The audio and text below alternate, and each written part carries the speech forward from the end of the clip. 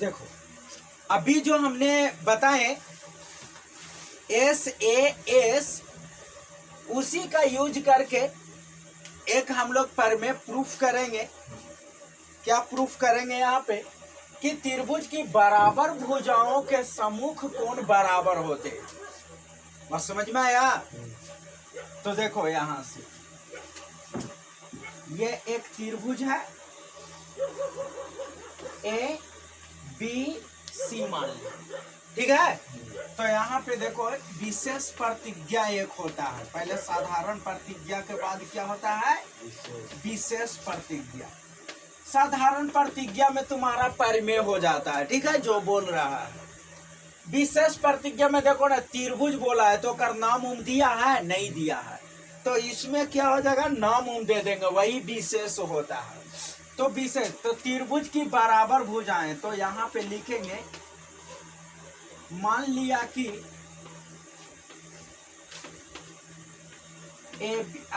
ABC एक त्रिभुज है, ABC एक त्रिभुज है,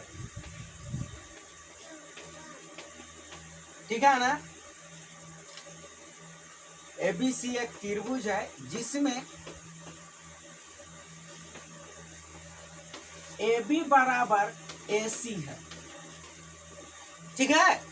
एक त्रिभुज है जिसमें AB बराबर क्या है? AC है। तो सिद्ध करना है कि, तो क्या करना है बाबू? सिद्ध करना है कि, क्या सिद्ध करना है? जरा देखो यहाँ पे कह रहा है त्रिभुज की बराबर भुजाओं के सम्मुख कोण बराबर होते हैं। बस समझ में आ रहा है?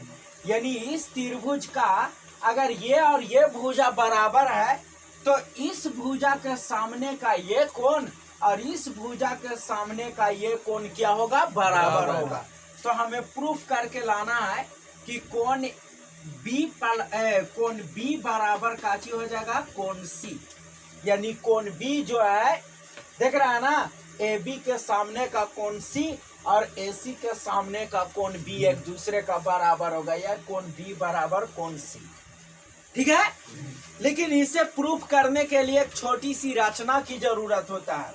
सबसे पहले साधारण प्रतिज्ञा, उसके बाद विशेष प्रतिज्ञा, उसके बाद सिद्ध करना है कि, और लास्ट में एक क्या होता है? रचना, ठीक है, रचना। तो रचना में क्या करना है से देखो यहां से एक AD एक रेखा ऐसा खींचे, ये देखो जो इस कोण को क्या कर रहा है? समद्विभाजित कर रहा है, यानी एक। तो लिखेंगे यहां से कि रचना में क्या लिखेंगे कि AD है ना, कोण BAC का क्या है? समद्विभाजक है। कोण BAC का समद्विभाजक है, समद्विभाजक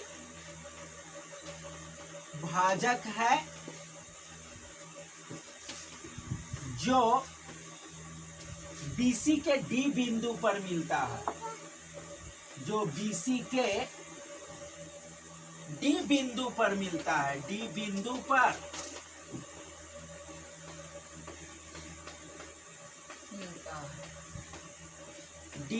पर मिलता है। बस समझ में आया?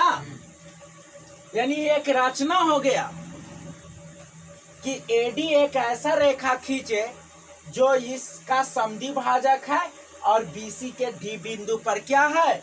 मिलता है, ठीक है। अब जा करके प्रमाण में क्या होगा? प्रूफ होगा। तो पहले इतना लिखो, इसके बाद हम लोग करते हैं। अब देखो यहां तक हो गया ना, अब इसको हम लोग का क्या करना है? प्रूफ करना है, ठीक है। तो हम लोगों ने देख लिया यहाँ पे कि ये रचना हो गया कि ये कोण बराबर ये कोण हो गया, ठीक है। ऐसा हम लोग रचना किए हैं कि ये कोण बराबर क्या हो गया? ये कोण है, ठीक है। अरे बात समझ में? देखो यहाँ से अब तो चलो प्रूफ करते हैं यहाँ से, बाकी सब कुछ यहाँ पे है। देखो ध्यान से, यानी कोण B बराबर कोण C लाना है, ठीक है। ये सब लिख चुके हो। अब प्रूफ करते हैं यहाँ से। चाहे प्रमाण लिखेंगे उत्पत्ति भी लिखा जाता है, तो हम प्रमाण में जाकर के प्रूफ करते हैं, ठीक है, एच ही लिखा जाता है ना। तो देखो यहाँ से ये त्रिभुज और ये त्रिभुज को हम लोग सर्वांगसम करते हैं, तो लिखेंगे त्रिभुज ए बी डी, त्रिभुज ए बी डी, और त्रिभुज क्या हो गया, एक त्रिभुज और हो जाएगा ए सी डी, ए सी डी में, ठीक है।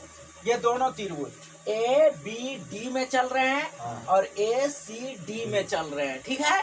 तो हम लोगों को यहाँ पे दिया हुआ है ए बी बराबर ए सी दिया हुआ था ना प्रमेय में, तो लिख देंगे ए बी बराबर काची हो गया ए सी, ये क्या है, दिया हुआ है, ये गिवन है, ठीक है ना, बस समझ में आया।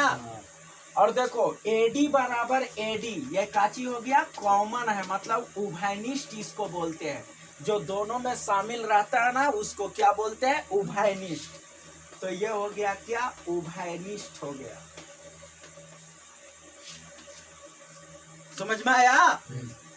तो ये हो गया और ये वाला हो गया, यानी इस त्रिभुज का भी एडी और इस त्रिभुज का भी एडी है, तो एडी बराबर एडी होगा कि नहीं होगा। चलो, और देखो अब ये दोनों भुजाओं के बीच का कोण और ये दोनों भुजाओं का बीच का कोण, ये बराबर ये हो जाएगा, ठीक है। तो जरा देख लो, यहाँ से लिखेंगे बी ए डी, कोण काची हो जाएगा, बी ए डी बराबर कोण काची हो जाएगा, सी A D, C A D. ये काची से, रचना से, रचना ने किए थे कि एडी ऐसा खींचे हैं कि ये कोण को दो बराबर भागों में बांट रहा है, यानी ये कोण बराबर ये कोण। अब जरा देखो यहाँ एक त्रिभुज की दो भुजा और उसके बीच का कोण, दूसरे त्रिभुज की दो भुजाओं और उसके बीच का कोण बराबर हुआ ना, यानी ये भुजा बराबर ये भुजा, ये भुजा बराबर ये भुजा, और ये कोण बराबर ये कोण, तो काची हो गया, एस ए एस हुआ, भुजा कोण भुजा हुआ। तो इससे ये क्या हो गया, सर्वांगसम हो गया, लिखेंगे त्रिभुज ए बी डी सर्वांगसम हो गया, त्रिभुज किसका, ए सी डी का हो गया, काची से, एस ए एस से हो गया ना, इसी अभिगृहित से। अब जैसे ही ये और ये सर्वांगसम हो गया, तो सुनो, जब दो त्रिभुज सर्वांगसम होता है ना, तो ये कोण बराबर ये कोण हो गया, ये कोण बराबर ये कोण हो जाएगा, और ये कोण बराबर ये कोण हो जाएगा, समझ में आया। तो इसीलिए जब सर्वांगसम हो गया तो कोण बी बराबर काची हो गया, कोण सी हो गया, यानी कोण बी बराबर क्या हो गया, कोण सी।